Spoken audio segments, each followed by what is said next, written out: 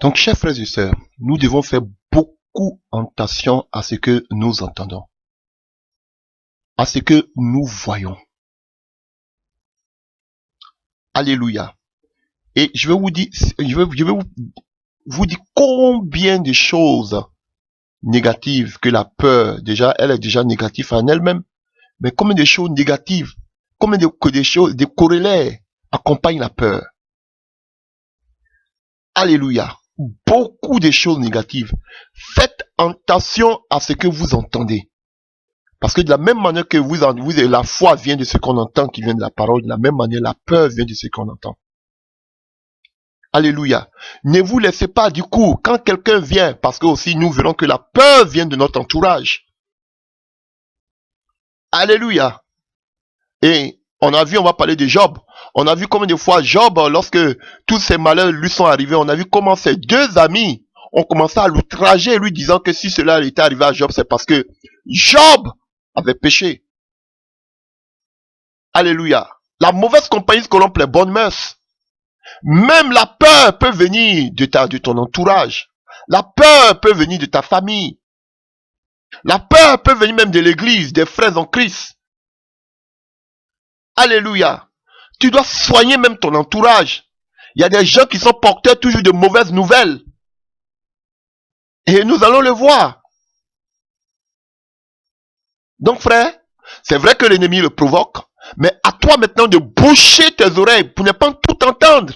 Parce qu'il y a beaucoup de chrétiens qui sont curieux, qui veulent tout entendre. Il y a des choses, si tu te mets en compagnie des moqueurs, alléluia, c'est pas seulement. Déjà le fait que tu t'assois en compagnie des moqueurs, tu participes aussi à leurs œuvres. Même si tu dis que toi tu ne parles pas, toi tu écoutes seulement. Alléluia, tu participes. Attention à ce que vous entendez.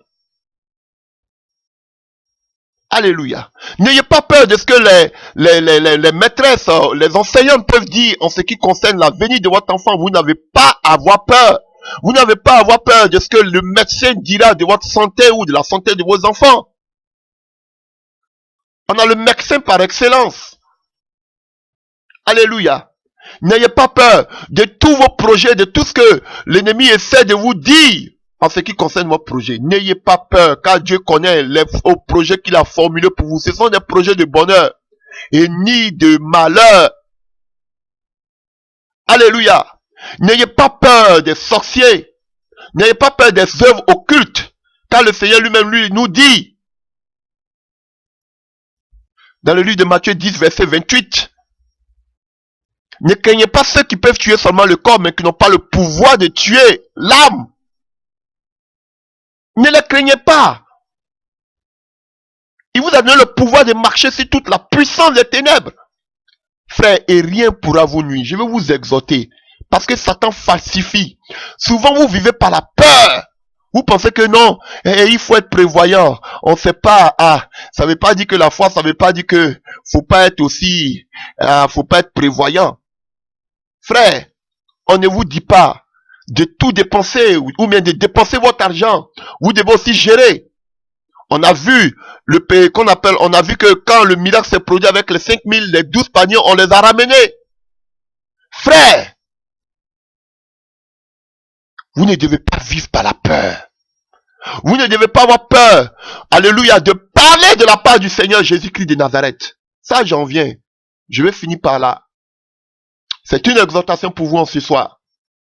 Alléluia. Et quand nous voyons déjà, on a le livre aussi de Nombre. Alléluia. Alléluia. Nombre 13. Nombre 13. Alléluia.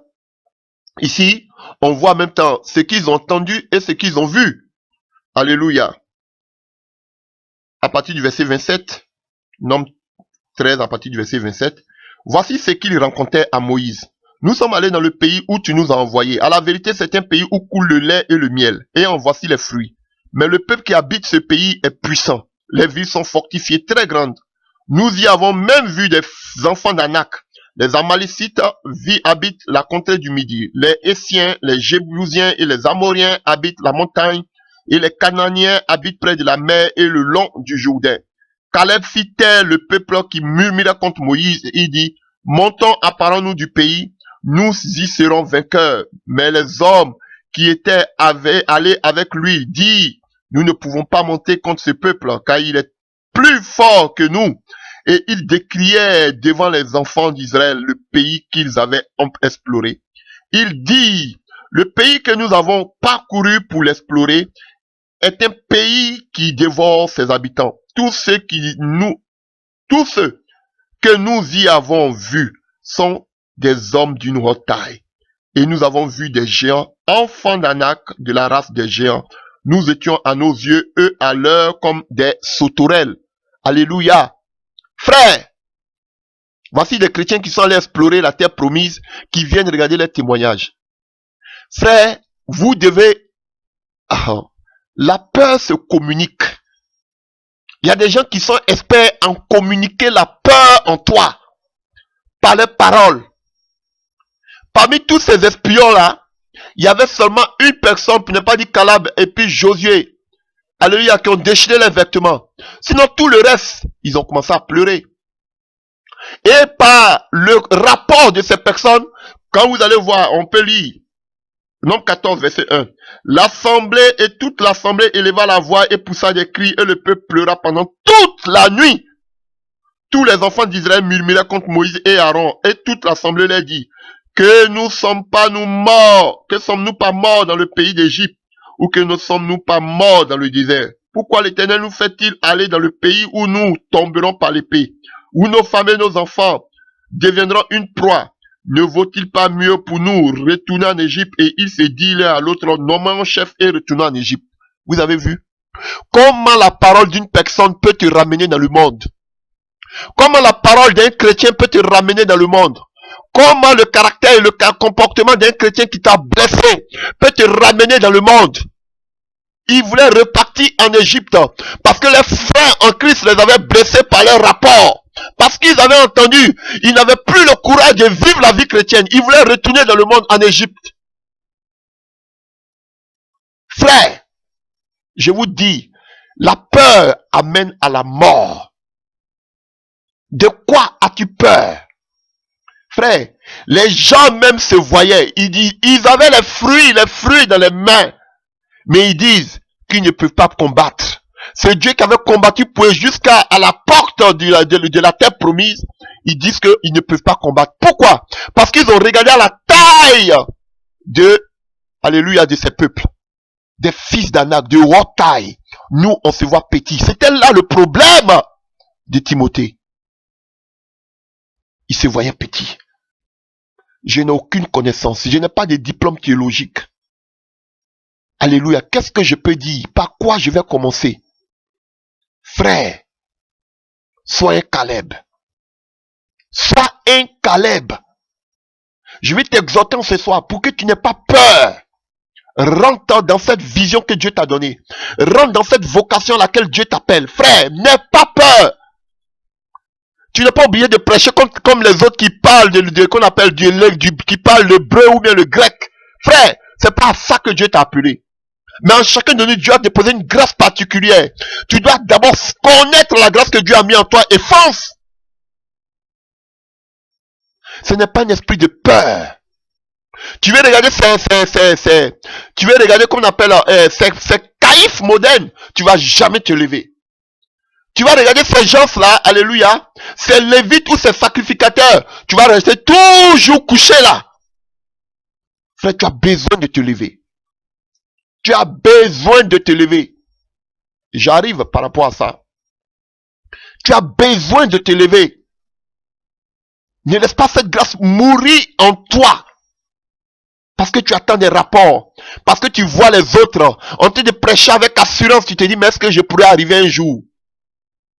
Alléluia. Parce qu'ils te mystifient. Tu les vois, les gros costumes, les grosses voitures. Tu te dis, mais est-ce que je pourrais? Alléluia. Vous voyez, ils ont eu la stratégie exacte des véritables espions. Ils connaissaient où était chaque peuple. Alléluia. Ils connaissaient toute la stratégie de l'ennemi. C'est comme ça. Quand il y a la peur, On se voit nous-mêmes comme étant petits. Pourtant, vous avez le Dieu vivant qui vit en vous. Alléluia. Et du coup, on parle maintenant en suppliant. Mais le riche parle avec arrogance, parce qu'il a son argent comme appui. Mais vous avez l'Éternel, Dieu des armées, vous parlez vous parlez tout doucement.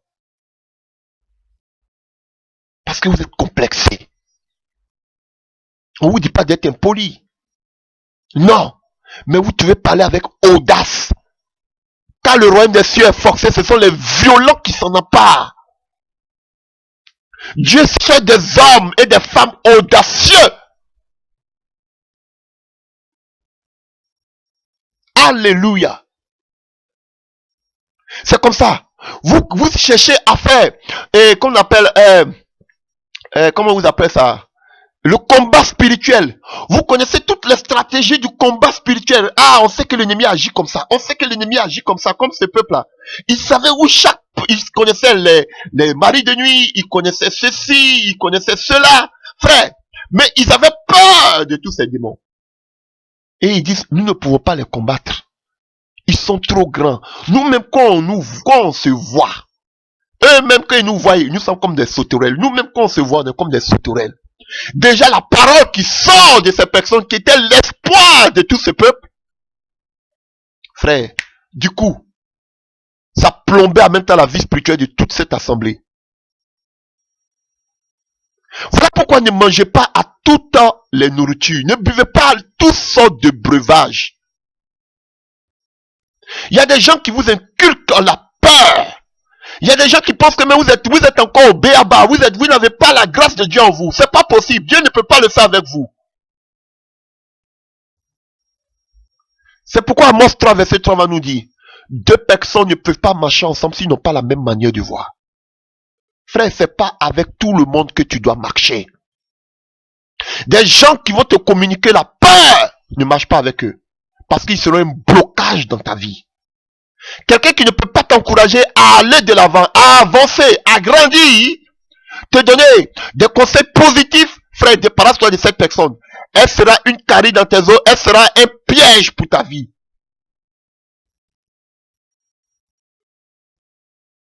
Alléluia. Parce que quand on a peur, on voit les démons partout. On voit les dangers partout. Comme les disciples dans la barque. Jésus venait sur l'eau. Ils ont dit que c'était un démon. C'était un fantôme. Pourquoi? Parce qu'ils avaient peur. Quand tu as peur, tu vois les démons partout. Tu vois une souris passer. Tu commences à invoquer le feu. Parce que quoi? Tu as peur.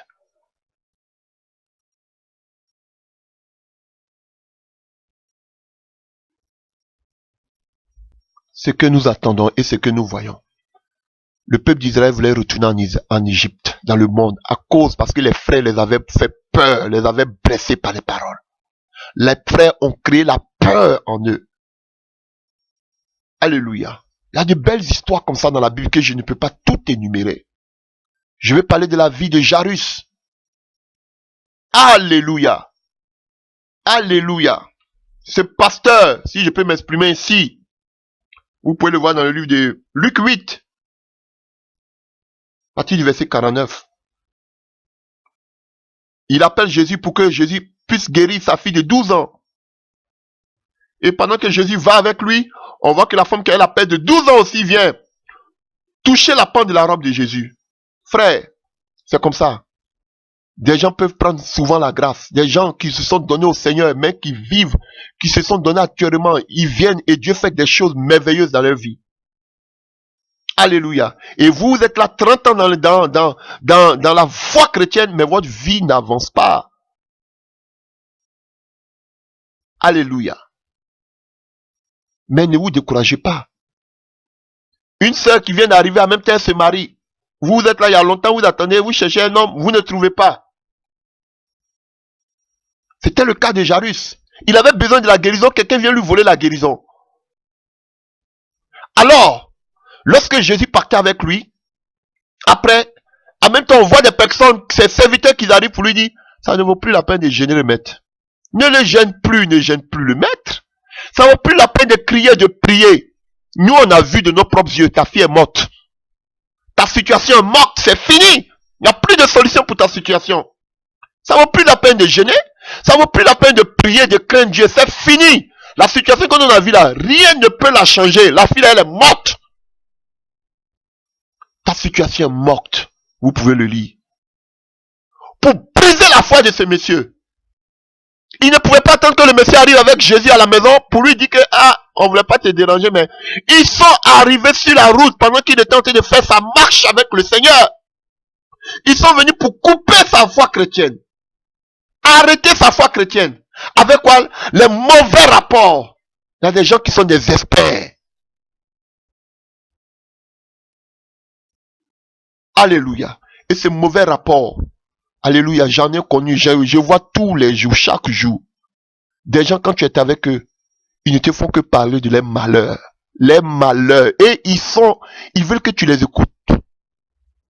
Alléluia. Ils veulent que tu sois dans la négativité. Et en écoutant tu des choses négatives, ils inculquent ta pensée au négatif. Ils te communiquent la négativité. Frère, arrêtez. Toujours des choses négatives. Moi, je suis malade. Moi-même, ça ne va pas. Mais j'ai des soucis. Toujours de la négativité. Débarrassez-vous de ces gens-là. Parce qu'ils risquent de vous communiquer aussi les peurs. On ne dit pas de ne pas compatir. Mais frère, alléluia. Et quand vous allez lire cette situation, vous allez voir que quand Jésus est arrivé chez Jairus, les gens étaient en train de pleurer. La première des choses que Jésus a fait, c'est de les faire taire. Arrêtez de pleurer. Arrêtez de pleurer. Les pleurs, c'est Dieu la peur. Parce que tu penses que la situation ne peut pas s'exaucer. En pleurant, c'est en montrant que Dieu est incapable d'agir dans ta situation. Voilà pourquoi quand Jésus arrive chez Jairus, il arrête la pleurs. Il dit arrêtez de pleurer parce que vous bloquez le miracle. La tristesse bloque le miracle.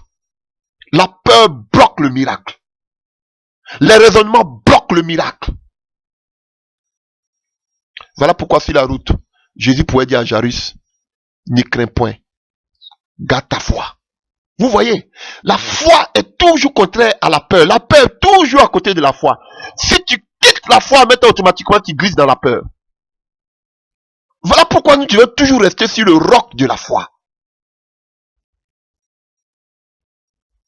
Alléluia. Et pour terminer avec cette partie, je peux prendre un dernier exemple. Alléluia. Et on le voit dans le livre aussi de 2 Rois 6 à partir du verset 14. Une histoire que vous connaissez bien. 2 Rois 6 à partir du verset 14 à 16. 2 Rois 6 à partir du verset 14 à 16. Alléluia. C'est le serviteur d'Élisée. Alléluia. Ils étaient en guerre avec la Syrie. Et ils ont encerclé tout le lieu où ils étaient. Et lorsque le serviteur s'est réveillé de bon matin, il était de bonne humeur, il se réveille, il voit toute sa vie être encerclée. Il voit tout le lieu où ils étaient être encerclés. La Bible nous dit qu'il a eu peur. Alléluia. Pourquoi? Parce qu'il vivait dans la chair. Il voyait à ses yeux. Alléluia. Mais Élisée, qui vivait par la foi dans l'esprit, lui dit, mais tu n'as pas le droit d'avoir peur. Il dit, non, mais pourquoi? Nous sommes finis. Et regarde comme ils sont nombreux. Frère, même si tes ennemis sont nombreux, alléluia. Il dit, Seigneur, je t'en supplie, ouvre-lui ses yeux. Élisée dormait bien, alléluia. Il dormait tranquillement. Parce que quand tu as peur, tu es agité. Alléluia. Et cet homme était tellement agité. Mais celui qui vit par la foi, il est serein. Voilà pourquoi Élisée pouvait dire au Seigneur d'ouvrir ses yeux pour qu'il voie.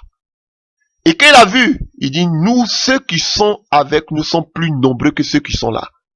Et il a vu les montagnes remplies de l'armée de Dieu. Frère, de quoi as-tu peur? Quelle est la montagne qui se tient au-devant de toi, que tu as peur d'aplanir? Comme il nous dit, la parole nous dit dans le livre de Zacharie 4. Alléluia, à partir du verset 6. Ce n'est point par ta force, ni par ton intelligence, mais par l'Esprit de Dieu. Grosse montagne, qui es-tu devant Zorobabel? Tu seras aplani. Tu seras aplani. Quelle est la montagne qui se dresse devant toi? Qui te crée la peur, ma soeur, mon frère? Quelle est la montagne? Et, oh, alléluia, alléluia. Oh, alléluia, je vais parler à une personne. Je vais parler à une personne. La peur, tu écouteras ce message, la peur a fait que, alléluia, l'Esprit de Dieu en toi est mort. Tu as, alléluia, tu as fait endormir l'Esprit de Dieu. Alléluia. Rallume cet esprit, rallume cette vie en toi. Rallume cette vie en toi par la peur de ton avenir, de ta vie. Alléluia. Tu attristes l'Esprit de Dieu en toi. Réveille-toi, réveille-toi dans la prière. Réveille-toi, ma soeur. Réveille-toi. La peur des soucis du lendemain. Alléluia. Tu penses que c'est la solution. Alléluia. Mais je te dis la vérité. Commence à te repentir. Commence à prier. Commence à rechercher, à vivre dans la foi. N'aie pas peur. Que ce soit les papiers, que ce soit autre chose, que ce soit le mariage, que ce soit tes projets. C'est Dieu qui va pouvoir. Je te dis la vérité. Ne laisse pas cette porte ouverte dans ta vie. Alléluia. Parce que quand on a peur, on fait des compromis. Marches-tu par la foi ou marches-tu par la peur?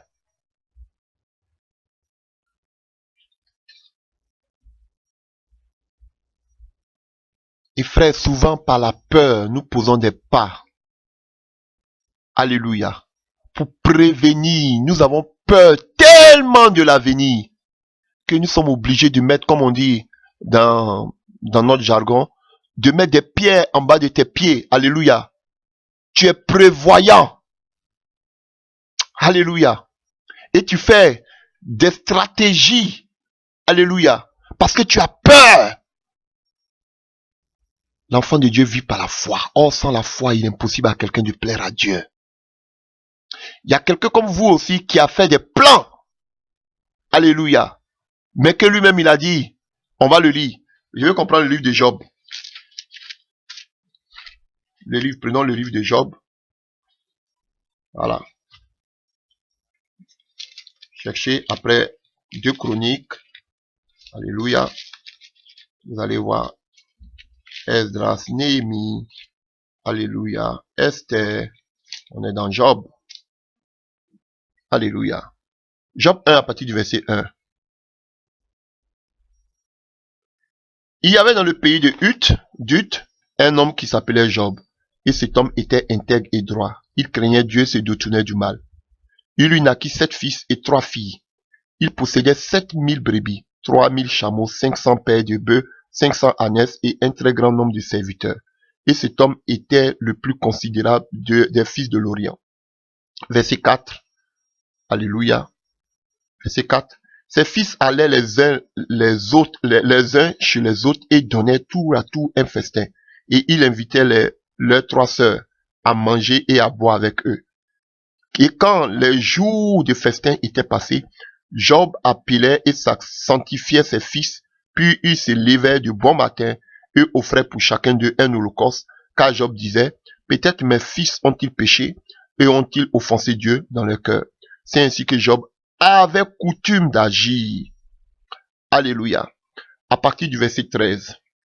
Un jour que les fils et les filles de Job mangeaient et buvaient du vin dans la maison de leur frère aîné, il arriva auprès de Job un messager qui dit, les bœufs labouraient et les ânesses paissaient à côté d'eux, les sabiens se sont jetés dessus, les ont enlevés et ont passé les serviteurs au fil de l'épée, et je me suis échappé moi seul pour t'en apporter la nouvelle.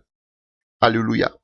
Il parla encore lorsque un autre vient et dit, le feu de Dieu est tombé du ciel, embrasé les brebis et les serviteurs et les a consumés. Vous voyez, le feu, c'est pas Dieu qui a amené le feu, mais c'est le diable qui a amené le feu du ciel. Et on nous dit que dans le livre de l'Apocalypse, que le faux prophète va faire descendre aussi le feu du ciel. Alléluia. Alléluia. À partir du verset 18. Il parla encore lorsqu'un autre vint et dit, tes fils et tes filles mangeaient et buvaient du vin dans la maison de leurs frères aînés, et voici un grand vent est venu de l'autre côté du désert, et la maison s'est écroulée sur les jeunes gens, et ils sont morts. Et je me suis échappé, moi seul, pourtant, n'apporter la nouvelle. Voici une belle histoire. Alléluia. Voici une belle histoire qui me fend le cœur. Alléluia. Et avant de parler de ça, je voudrais prendre un passage, verset 6. Or, les fils de Dieu viennent un jour se présenter devant l'Éternel. Ça veut dire les anges. Et Satan vient aussi au milieu d'eux. L'Éternel dit à Satan, d'où viens-tu? Et Satan répondit à l'Éternel, de parcourir la terre et de m'y promener. Donc, Satan se promène sur la terre. Je vous dis la vérité. Il se promène sur la terre. Voilà. C'est la grâce de Dieu et la puissance de Dieu qui nous regarde. Alors, mais n'ayez pas peur. Celui qui est en nous est plus fort que celui qui est dans ce monde. Alléluia. Et l'Éternel dit à Satan, as-tu remarqué mon serviteur Job, il n'y a personne comme lui sur la terre. C'est un homme intègre et droit, craignant Dieu et se détournant du mal. Et Satan répondit à l'Éternel, est-ce d'une manière désintéressée que Job craint Dieu? Ne l'as-tu pas protégé lui et sa maison et tout ce qui est à lui? Tu as béni l'œuvre de ses mains et ses troupeaux couvrent le pays. Mais étends la main, touche à tout ce qui lui appartient et je suis sûr qu'il te maudira en face. L'Éternel dit à Satan, voici, tout ce qui lui appartient, je te le livre, seulement ne porte pas la main sur lui. Frère, je vais donner rapidement un petit enseignement là, avant de continuer. Regardez. Regardez Job comme un bon père, comme beaucoup de personnes aujourd'hui, alléluia, qui ont l'amour pour les enfants, qui ont l'amour pour les filles, pour les fils, qui leur permet de faire ce qu'ils veulent. Alléluia. On nous disait que Job était intègre, il craignait Dieu. Alléluia. Mais regardez le comportement de ses enfants. Et la Bible nous dit que chaque fois qu'ils faisaient la fête, Job, qu'est-ce qu'il faisait? Il prenait le plaisir à prier pour eux, à faire des holocaustes pour le pardon des péchés de ses enfants. Combien de parents sont comme Job? Combien de parents sont comme Job? De quoi vous avez peur?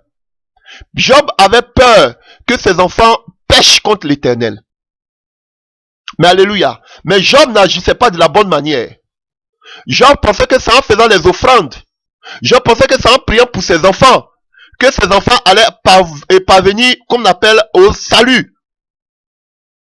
Il y a quelque chose qui me frappe ici. Quand Dieu dit à Satan, va frapper tout ce qui appartient à Job. Alléluia. Mais Dieu donne l'autorité à Satan de frapper même les enfants de Job. Pourquoi? Parce que les enfants de Job n'étaient pas agréables à Dieu. Si les enfants de Job craignaient Dieu, Dieu allait dire, ne touche pas à la vie de Job, alléluia, et à la vie de ses enfants. Même la mère de ses enfants, la femme de Job, qui a dit à Job, maudit Dieu et meurt. Alléluia, elle n'a pas été tuée. Mais ce sont les enfants de Job qui ont été tués. Pourquoi? Parce qu'ils ne craignaient pas Dieu. Dans tout ce qu'on vient de lire, ils prenaient tout le temps à s'enivrer. Tout le temps à faire la fête, la java. Mais qu'est-ce que le Père trouve à faire? C'est de prier pour eux, pour les envoyer chez les prophètes, pour les envoyer chez les pasteurs. Alléluia. Mais en leur permettant de vivre comme ils veulent. Voici les pères modernes. Job, la Bible ne nous dit pas que Job parlait à ses enfants pour leur dire, mais pourquoi vous vous enivrez? Pourquoi à longueur de Dieu vous faites la fête? Pourquoi si c'était bon ce qu'ils faisaient? Pourquoi Job doit toujours les appeler chaque fois qu'ils font la fête? Pour qu'ils prient pour eux. Parce qu'il sait que quand on est sûr, dépendant de l'alcool, on ne se contrôle plus. Donc c'est néfaste. Mais pourquoi Job ne disait pas à ses enfants d'arrêter de boire, d'arrêter de faire la fête et de se consacrer à l'Éternel? Voici les parents. Et voici les parents d'aujourd'hui qui se comportent pareillement comme Job. Et Job avait peur que la mort frappe ses enfants, parce que quoi, ses enfants ne marchaient pas droit. Mais pourquoi Job n'avait pas le courage de dire à ses enfants, arrêtez de vivre comme ça? Mais il leur permettait de vivre comme il voulait, mais comme lui, il craint Dieu, lui, il prie pour eux. Frère, ça ne marche pas. Voilà pourquoi quand Dieu donne l'ordre à Satan de frapper, Satan vient, il frappe parce qu'il sait que les enfants de Job n'étaient pas comme les pères. Ils ne craignaient pas Dieu. Alléluia. C'est pourquoi, prenons le livre de Job 3, à partir du verset 25. Non. Voilà. Il dit, Job 3, à partir du verset 25.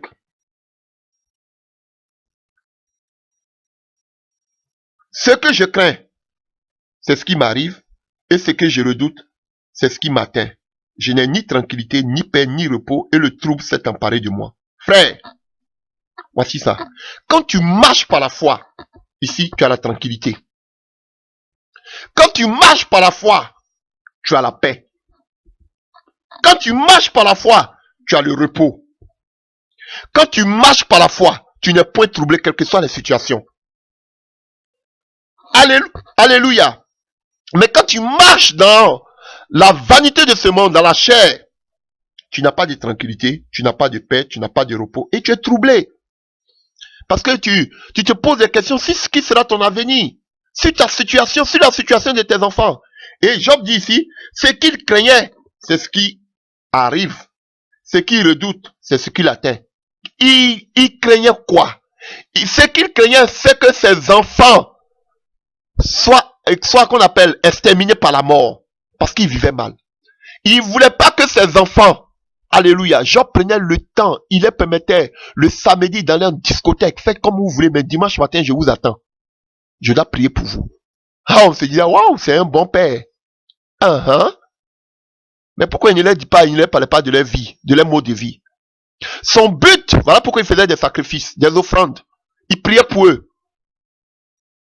Comme Dieu ne les connaissait pas, voilà. Et c'est pendant qu'ils étaient encore en train de faire la fête même que l'ennemi est venu les frapper.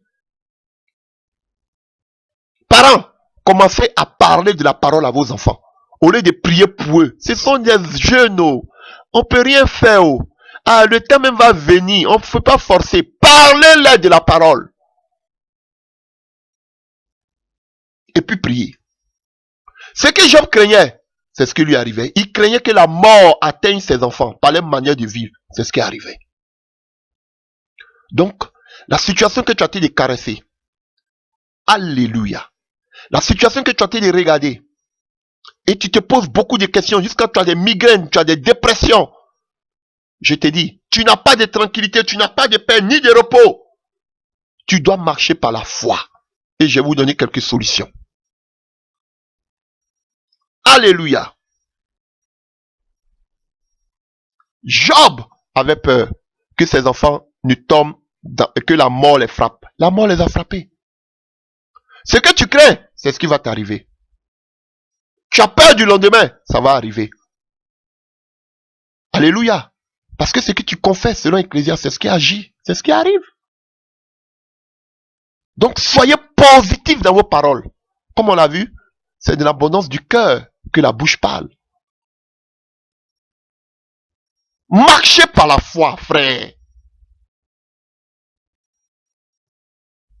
Donc frère, il y a beaucoup de choses que la peur peut engendrer. La peur engendre la mort. La peur amène les démons. Frère, je vous dis, déjà quand vous regardez même un film d'horreur, déjà en regardant, en ayant peur, déjà c'est un démon que vous encaissez. Alléluia. La peur te pousse à faire voir, la peur te pousse à voir les autres comme étant au-dessus de toi. Ah, ils ont réussi, oh, pour bien. Au moins, ils ont des gens pour les soutenir. Ah, mais moi là, frère, tout ça c'est la peur. Alléluia. La peur te fait pleurer. Quand tu as peur, tu pleures. Alléluia. Même la peur peut te pousser même à mentir. Alléluia. Il y a un esprit de mensonge dans la Bible. Tous ceux qui mentent dans la Bible, voyez la plupart d'entre eux, c'est par la peur. Sarah même a menti par la peur. Abraham a menti parce qu'il avait peur. Alléluia. Oui, je vous dis. Même Isaac, il a menti parce qu'il avait peur. Vous pouvez voir dans le livre de Genèse 26. Alléluia. Abraham, Genèse 20. Alléluia. Quand on a peur, la dépression s'installe. Tu veux tellement avoir la solution à ton problème que tu deviens dépressif. Alléluia. Je vous dis, ils ont tous menti par peur. Quand on a peur, on ment pour avoir la solution. Alléluia. La peur te pousse au murmure contre Dieu. On a vu combien de fois le peuple d'Israël a murmuré dans le désert contre Dieu parce qu'ils avaient peur. Alléluia. La peur te rend rebelle à Dieu. Je vous dis, tu ne veux plus prier, tu ne veux plus, mais pourquoi Dieu est là et puis j'ai tous ces problèmes? Tu te rebelles contre Dieu. Alléluia. La peur te fait croire que Dieu ne peut pas agir dans ta situation. Et tu es obligé toi-même de chercher des situations. Tu es obligé de mentir. Regardez un exemple. Regardez nos enfants. Pourquoi les enfants mentent souvent? Pourquoi ils mentent à leurs parents? Pourquoi? Parce qu'ils ont peur que les parents font quoi? Leur donnent une fessée. C'est la peur qui pousse nos enfants à mentir. Parce qu'ils savent que si je dis la vérité, papa ou bien maman va me tabasser correctement. Vous voyez ce qui provoque la peur. Mais alors que, si tu es le confident de tes enfants, si tu les apprends, dites-moi toute la vérité, ne me mentez pas. Si tu n'es pas violent envers tes enfants, si tu n'es pas comme un loup envers tes enfants, tu verras que même leurs secrets, ils viendront te dire leurs secrets. Mais s'ils savent que lorsqu'ils font une bêtise, tu es toujours prêt à frapper, ils vont toujours te cacher leurs secrets. Alléluia. Donc, les mamans, toutes nos sœurs, tous nos frères aussi, je vous en supplie, soyez vraiment, enseignez vos enfants. Alléluia. Mais soyez patient avec eux pour pouvoir les gagner. Si vous êtes violent, vous les poussez à se renfermer. Et la peur aussi amène la jalousie. Alléluia. La possession. Regardez les gens qui sont extrêmement jaloux. Regardez les gens qui sont extrêmement possessifs. Vous pensez que c'est pas quoi? C'est pas la peur. Ah, mon mari là, on ne le prend pas dès le mari que j'ai là. Ah, je connais même des personnes, des couples où ils avaient un seul téléphone portable. Tellement que la femme a peur qu'on lui ravit son mari. Ceux qui sont possessifs, alléluia, c'est parce qu'ils ont peur de perdre celui avec qui ils sont, ou même celle avec qui ils sont. Alléluia. C'est la peur. Si vous voyez des gens qui sont possessifs, c'est parce qu'ils ont peur. Ils ont peur de perdre la personne avec qui ils vivent. J'ai peur. Je préférais que vous priez. Mais au lieu d'avoir peur, ceux qui sont possessifs sont des gens, je redis et je le dis. Si vous êtes possessif dans vos couples, alléluia, c'est parce que vous avez peur qu'on vous arrache votre moitié. Si c'est Dieu qui vous a donné, pourquoi vous allez avoir peur? À moins que vous êtes allé voler. Bon, c'est normal que vous ayez peur. Mais si c'est le Seigneur qui vous a donné, vous n'avez pas besoin d'avoir peur. Vous n'avez pas besoin d'être possessif ou possessive. Alléluia. Ça vient de la peur. Alors que le chrétien ne marche pas par la peur, mais par la foi. Tu te dis, je le mets entre les mains du Seigneur, je la remets, je sais que le Seigneur est au contrôle. Donc si tu es très jalouse, on va me dire, ah mais quand tu aimes, tu dois être jalouse. Ah frère, à l'extrême, non. C'est vrai que Dieu est jaloux, mais quand ça devient maintenant un esprit de peur, de telle sorte que lorsqu'il met un pas dehors, en même temps le téléphone sonne pour savoir où est quelle est sa position, frère. Ça devient excessif.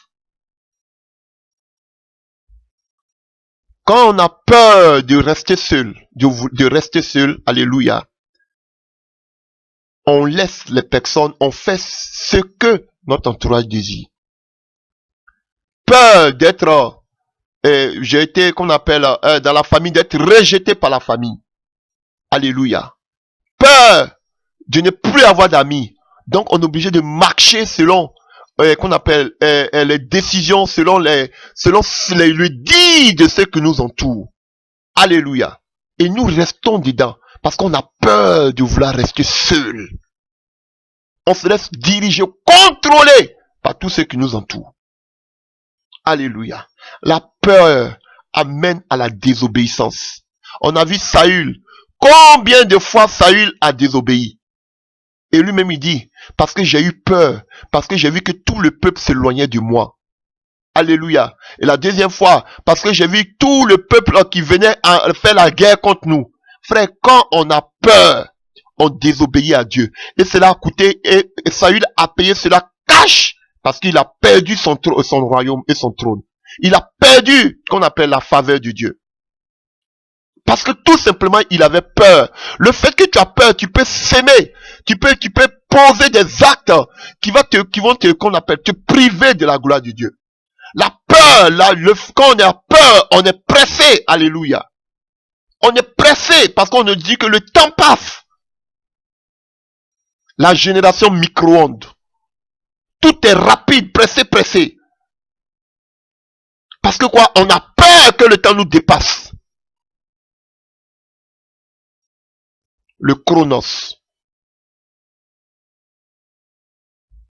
Et quand on a peur, on se barricade, comme les disciples avaient peur. Ils se barricadaient malgré qu'ils avaient vu toute la puissance de Dieu. Ils se barricadent, ils s'enferment parce qu'ils ont peur, parce que dehors, il y a des loups, il y a des lions qui vont les dévorer. Donc on préfère rester chez nous. On a peur de sortir, de peur de perdre notre foi. Alléluia. Peur nous pousse à nous barricader. Alléluia. Et je voudrais terminer par là. Alléluia. Quand nous avons peur, nous pensons que nous sommes perdus. Nous pensons que nous sommes perdus parce qu'on a peur, on est désorienté, déboussolé. Alléluia. C'est maintenant les antidépressifs, les médicaments que tu vas commencer à aligner. Alléluia. Parce que tu ne peux plus avec la tête. Amen. Et en ce qui concerne maintenant dans l'œuvre, frère, on a un bel exemple. Et quand vous voyez le 2 Timothée 1 à partir du verset 7, Paul parle à son serviteur, à son fils du moins dans la foi, par rapport à l'appel de Dieu, par rapport au ministère. Frère, et comme je disais tantôt, c'est pas avec tout le monde on marche. Et on va voir, c'était, et Dieu même le savait, et il avait déjà donné cette instruction. Et quand vous prenez comme ça le livre qu'on appelle de Deutéronome, alléluia, de Deutéronome, d'abord de Genèse 9, verset 2, Dieu créa les animaux, il créa l'homme, et il donna l'autorité à l'homme d'assujettir, alléluia, tous les animaux. Donc vous n'avez pas besoin d'avoir peur des animaux, même si on sait que Satan et ses démons souvent, alléluia, s'identifient aux animaux mystiques, alléluia, mystiquement pour venir vous attaquer, mais vous ne devez pas avoir peur des animaux. Alléluia, Dieu t'a donné le pouvoir de dominer sur toute cette puissance occulte des ténèbres. Alléluia, c'est toi, selon Deutéronome 11, à partir du verset 25, Deutéronome 11 à partir du verset 25, le Seigneur nous dit que c'est toi qui dois être un sujet de qu'on appelle un sujet de crainte pour tous les pays qui t'entourent, pour tous ceux qui t'entourent. C'est toi qui dois être un élément dangereux dans la vie. C'est vrai, je te dis, tu dois être sujet qu'on appelle de terreur pour tous ceux qui t'entourent. Alléluia. Et le Seigneur savait que le peuple d'Israël allait être confronté, alléluia, à l'adversité, à l'ennemi. Et ça nous représente. Nous sommes appelés aussi dans le combat. Nous sommes appelés aussi dans le combat spirituel. Alléluia. Nous sommes appelés aussi dans le ministère. Nous sommes appelés à une tâche quelconque dans l'œuvre du Seigneur. Alléluia. Et nous serons toujours confrontés aux œuvres auxquelles nous serons toujours confrontés. Alléluia, pour un véritable serviteur de Dieu. Parce que si tu es enfant de Dieu, tu dois être vraiment outragé. Donc, si tu es vraiment enfant de Dieu, tu vas arriver aussi, un temps soit peu, que tu sois aussi confronté aux œuvres des ténèbres. Et voyons ce que le Seigneur dit pour une œuvre, pour un serviteur de Dieu, pour quelqu'un qui veut marcher, qui veut servir Dieu. Voici ce que le Seigneur nous dit dans le livre de Deutéronome 20. Deutéronome 20.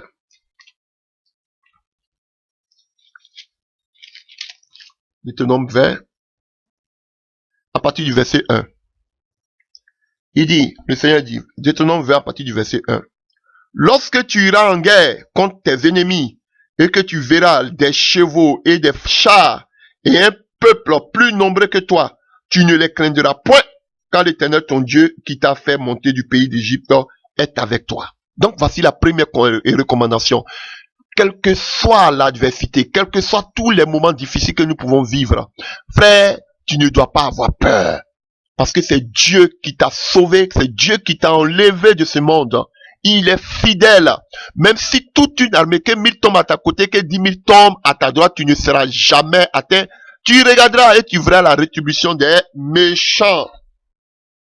À partir du verset 2.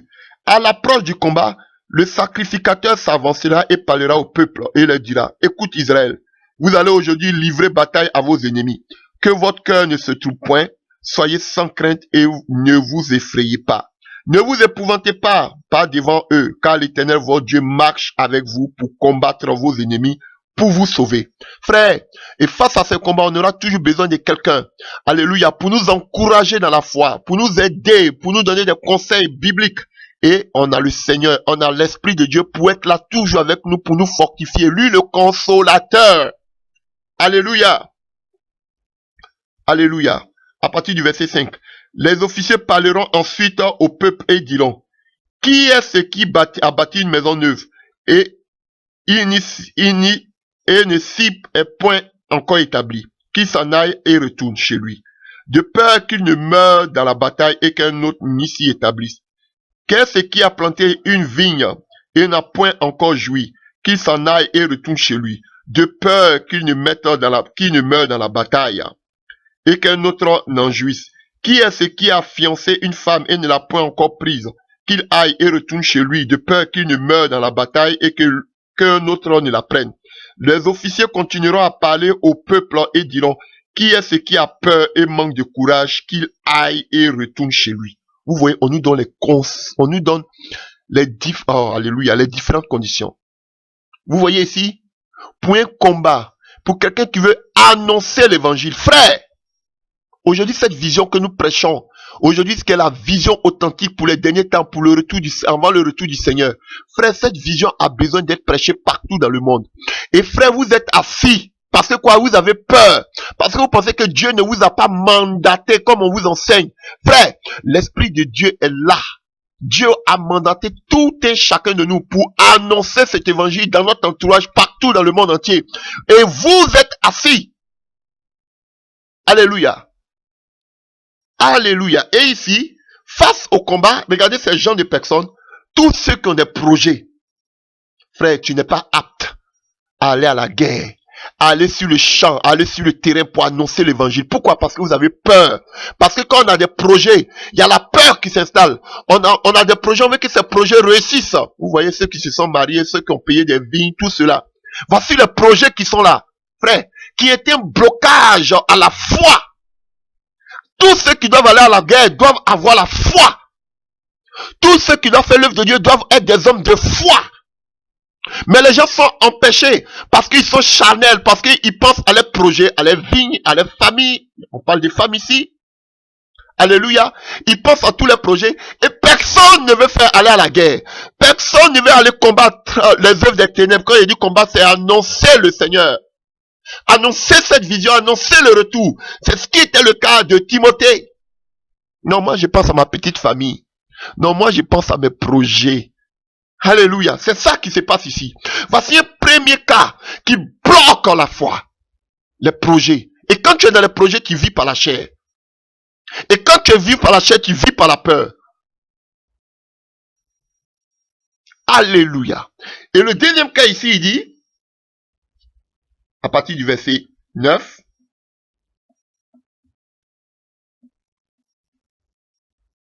à partir du verset 8, les officiers continueront à parler au peuple et diront, qui est ce qui a peur et manque de courage? Qu'il s'en aille et retourne chez lui, afin que ses frères ne se découragent pas comme lui, car les officiers auront achevé de parler et le peuple placeront les chefs des troupes à la tête du peuple.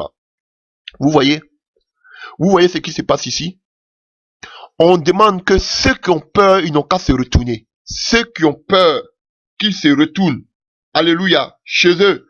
Ceux qui manquent de courage, frère, pour annoncer l'évangile, pour annoncer cet évangile, le retour du Seigneur, révaloriser les dons spirituels, parler contre les œuvres occultes, les œuvres au Père, de ces doctrines humaines qui ont été mises dans l'église. Alléluia. Parler du retour du Seigneur, parler du baptême. Alléluia. Parler de tous ces genres de choses. Frère, il faut du courage.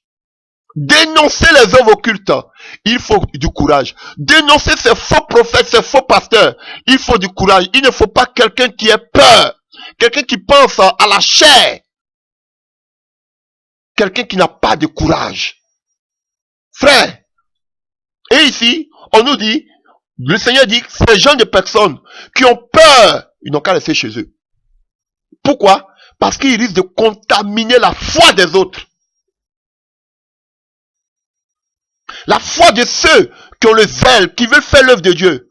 Alléluia. Ces gens-là, alléluia, qui n'ont pas le courage, qui n'ont pas la foi, ils risquent de contaminer les autres. Frère, combien de personnes ont été contaminées dans leur foi? Combien de personnes ont été affaiblies dans leur foi? Combien de personnes qui avaient le zèle, oh Père, frère, à casser la baraque, ont été endormies, alléluia, par des situations. Et nous continuons pour énumérer tout ce que j'ai dit. Alléluia, oh, alléluia. Là maintenant, on parle de l'appel, on parle du ministère, on parle de l'œuvre du Seigneur. C'est ce que Paul est tenté de dire à Timothée. Timothée, oh, faut pas abandonner ce qui t'a été donné par imposition des mains. Tu dois te réveiller, tu dois faire l'œuvre d'un évangéliste. Tu dois être vivant. Ce n'est pas un esprit de timidité, de peur que vous avez reçu. À moins que vous avez vraiment reçu le Saint-Esprit. Ce n'est pas l'esprit de timidité que vous avez reçu. Alléluia. Et pour énumérer ce que j'ai dit, on va prendre le livre de Juges. Hein. Juges 7. Alléluia. Juges 7, à partir du verset 2 à 3. L'Éternel dit à Gédéon, le peuple que tu es, qui est, présent à partir du verset 1, Jéroubal, qui est Gédéon, et tout le peuple qui était avec lui, se levait de bon matin et campait près de la source de Harod. Le camp de Madian était au nord de Gédéon, vers la colline de Morée dans la vallée. L'Éternel dit à Gédéon, le peuple que tu as avec toi est trop nombreux pour que je livre Madian entre tes mains. Il pourrait en tirer gloire contre moi et dire, c'est ma main qui m'a délivré. Publie donc ceci aux oreilles du peuple. Que celui qui est craintif et qui a peur s'en retourne et s'éloigne de la montagne de Galade. Alléluia. 22 000 hommes parmi le peuple s'en retournaient et il resta 10 000. Frère, la Bible nous dit que Gédéon devait combattre Madian. Alléluia. Et Gédéon avait tellement peur, alléluia, vous connaissez cette histoire, il avait tellement peur que Gédéon allait prendre 32 000 personnes. Parce qu'on pense que c'est le nombre qui fait la qualité. Voilà pourquoi tout le monde court. C'est la course maintenant aux membres d'église. Alléluia, des membres de congrégation. Alléluia, le nombre rempli qu'on appelle ces synagogues. Voici le problème. Alléluia. Pour montrer aux yeux des hommes que nous aussi, nous avons des grandes congrégations, nous avons beaucoup de membres. Voici ça. Alléluia. Et voilà pourquoi quand vous demandez aux gens, mais viens prier simplement, viens, on va prier. Alléluia. Pour la prière, on vous dit déjà, que le jour que vous aurez une grande salle avec beaucoup de personnes, je viendrai. On doit courir. Alléluia. Vous n'avez pas besoin de courir derrière quelqu'un. Alléluia. C'est le Saint-Esprit qui a dit. Alléluia. Alléluia. Donc ici, il avait 32 000 personnes à sa disposition. 32 000 personnes à sa disposition parce qu'il avait peur. Donc on a peur, on se fait entourer de beaucoup de personnes. Au moins quand ça ne va pas, on sait qu'ils sont là. C'est notre assurance. Et Dieu savait ça. Dieu a dit, le peuple que tu as est trop nombreux. Ça me plaît pas. Je veux pas qu'il tire gloire. Alléluia. Alors, que tous ceux qui ont peur et qui sont craintifs retournent chez eux à la maison. Selon la parole que nous avons lue tout à l'heure. Alléluia. La Bible dit que si 32 000 personnes, il y a 22 000 personnes qui sont retournées à la maison. Frère, regardez aujourd'hui cette vision que nous sommes en train de prêcher. Oui, vous êtes les premiers à écouter ces messages. Vous êtes les premiers, vous êtes des mangeurs, comme j'ai l'habitude de le dire. Vous écoutez, vous écoutez, vous écoutez. Mais vous ne s'aimez jamais cette parole aussi, vous aussi. Vous écoutez seulement. Vous écoutez, alléluia, comme je le disais. Si, quand Jésus faisait le miracle devant ces 5 000 personnes, tous ces 5 000 personnes étaient des mangeurs. Il y avait seulement un petit enfant qui avait 3 pains et 2 poissons. Tous les autres étaient des mangeurs. Mais il a fallu seulement un petit qui avait la provision. Frère, vous aussi, vous devez s'aimer. Vous devez s'aimer cette parole. Vous ne devez pas être aussi seulement que des mangeurs. Vous devez accompagner cette parole. Ne laissez pas seulement 2, 3, 4 personnes à commencer à dénoncer. Mais vous aussi, vous devez aussi dénoncer. Vous avez peur, vous vous cachez dans vos maisons. On vous dit de rester dans vos maisons. Vous restez dans vos maisons. Et puis vous dites, oui, on dénonce, on suit notre leader. Frère, c'est la sorcellerie. Vous êtes tous des peureux. Vous devez aussi vous lever. Et vous tous qui êtes tentés de taper les mains, vous tous aujourd'hui qui êtes tentés d'encourager, vous êtes tous des peureux. On ne vous voit pas, vous êtes cachés chez vous à la maison, vous prenez le téléphone pour appeler. Sortons aussi pour annoncer ce message.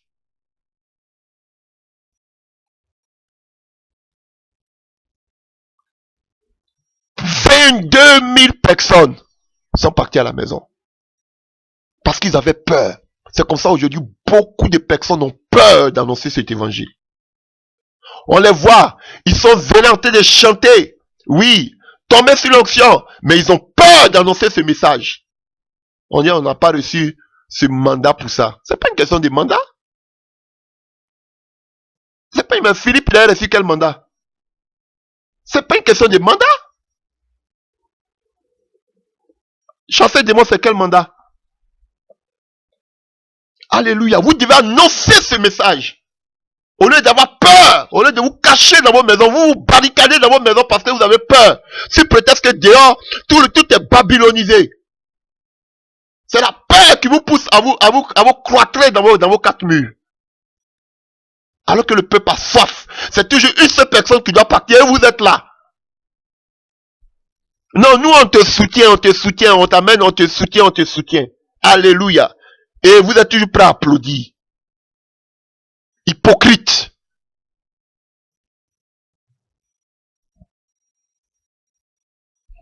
Alléluia. À partir du verset 4. L'Éternel dit à Gédéon, le peuple est encore trop nombreux, fais-les descendre vers l'eau, et là, je t'en ferai le tirage. Celui dont je te dirai que celui aille avec toi, ira avec toi. Et celui dont je dirai, celui n'aille pas avec toi, n'ira pas avec toi. Gédéon fit descendre le peuple vers l'eau, et l'Éternel dit à Gédéon, tous ceux qui lapperont l'eau avec la langue comme lappe le chien, tu les sépareras de tous ceux qui se mettront à genoux pour boire. Ceux qui lapperont l'eau en la portant à la bouche avec leurs mains furent au nombre de 300 hommes. Et tout le reste du peuple se mit à genoux pour boire. Et l'Éternel dit à Gédéon, c'est par les 300 hommes qui ont lappé que je vous sauverai et que je livrerai Madian entre tes mains. Que tout le reste du peuple s'en aille chacun chez soi. On prit les vivres du peuple et ses trompettes. Puis Gédéon renvoya tous les hommes d'Israël chacun dans sa tente. Et il retint les 300 hommes. Le camp de Madian était au-dessus de lui dans la vallée. Vous comprenez? Comme ce que je viens d'expliquer. La deuxième des choses, on nous parle de ceux qui lappent l'eau comme des chiens. Alléluia, par la langue. Qu'est-ce que ça veut dire? Ceux qui ont l'amour pour les choses de ce monde, comme des chiens. Ici, là, ceux qui sont en train de lapper, alléluia, Ce sont eux qui encore, qui vivent par la chair. Ce sont eux, alléluia, qui aiment les choses de ce monde. Alléluia, qui prennent plaisir comme des chiens. Alléluia. Qui vont manger ce qu'ils ont vomi comme des chiens. Qui vont se jeter encore dans le bourbier comme des porcs. Alléluia. Qui ont des choses, l'amour de ce monde. Qui vivent par la peur, qui ont l'amour de ce monde. Ceux-là, ils n'ont qu'à retourner chez eux à la maison. Donc, frère, tant que les choses de la chair ont une grande importance dans ta vie, tu seras toujours connecté par la peur. Alléluia. Tant que la peur est dans ta vie, tu ne pourras jamais faire des expériences personnelles avec le Seigneur. Alléluia. Et c'est la même chose que Paul est en train de dire à Timothée ici. Timothée, faut pas négliger cette onction que tu as reçue par imposition des mains. Ce n'est pas un esprit de peur que tu as reçu. Annonce l'évangile. Ce n'est pas une question de diplôme. Ce n'est pas une question d'âge. Annoncez l'évangile. N'ayez pas peur, frère. N'ayez pas peur. Celui qui est en vous est plus grand que celui qui est dans ce monde. Si vous avez peur, c'est que l'Esprit de Dieu n'est pas en vous. N'ayez pas peur de ceux qui tuent la chair. N'ayez pas peur de la persécution. N'ayez pas peur de mourir pour la vérité. Frère, beaucoup sont morts pour cette vérité avant vous. N'ayez pas peur de proclamer le royaume de Jésus-Christ de Nazareth. Partout que vous soyez. N'ayez pas peur d'être rejeté. N'ayez pas peur d'être abandonné.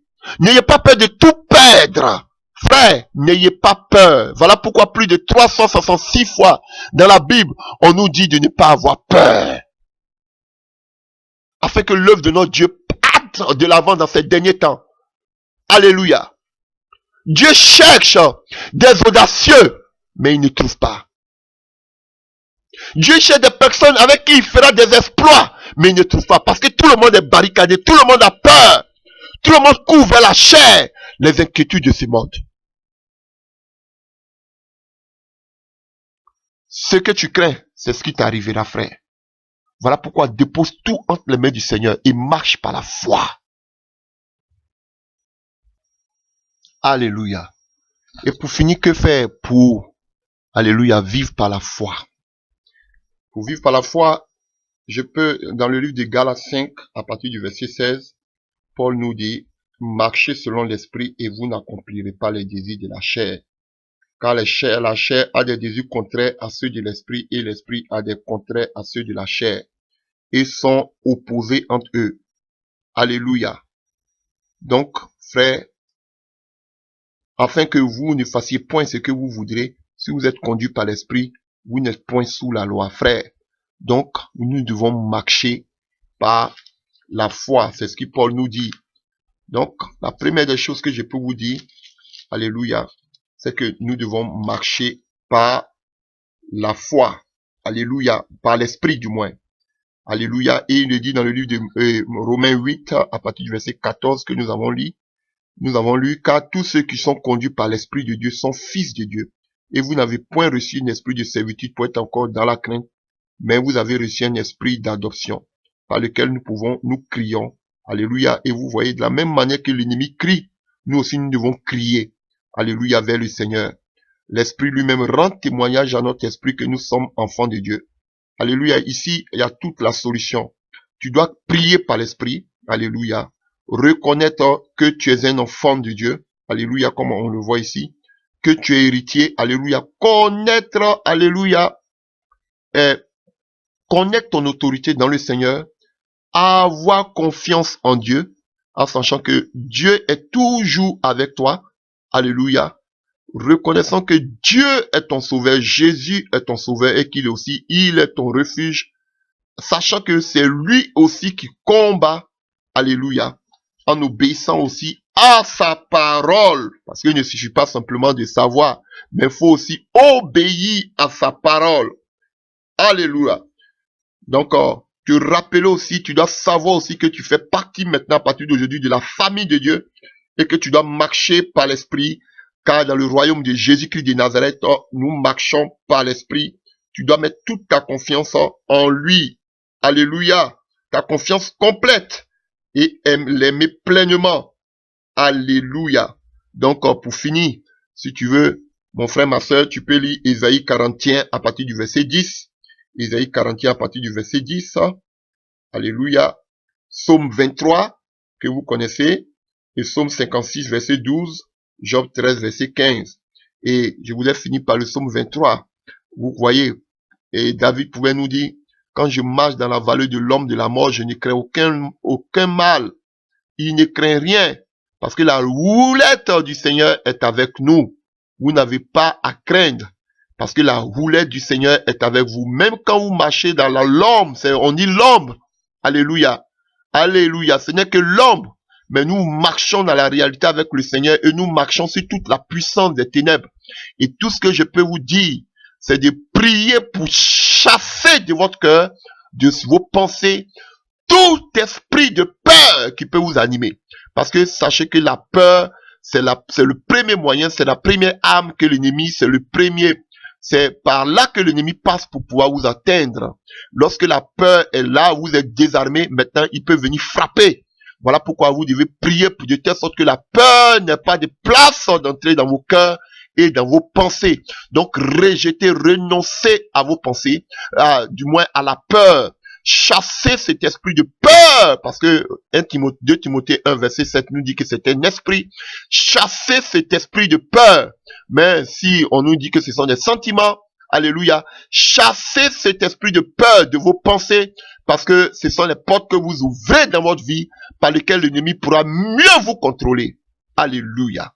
Donc frères et sœurs, c'est une exhortation pour tous ces frères, tous ces sœurs qui vivent par la peur dans leur vie de tous les jours, ceux qui ont peur par rapport à la grâce de Dieu que Dieu a déposée sur eux, qui ne veulent pas répondre à l'appel de Dieu. Je te dis, mon frère, ma sœur, tu n'as pas à avoir peur. Je parle à des sœurs qui ont peur tellement qu'elles ont peur parce que elles ont été outragées, elles ont été marginalisées et elles ont attristé l'Esprit de Dieu en elles. Je vous demande vraiment de toute grâce de vous repentir, de vous relever dans la prière, d'invoquer la grâce de Dieu, de rallumer l'Esprit que vous avez reçu, du Seigneur, comme Paul pouvait dire à Timothée. C'est la même chose que je vous dis en ce soir. Frères, sœurs, ne négligez pas ce que vous avez reçu, du Seigneur.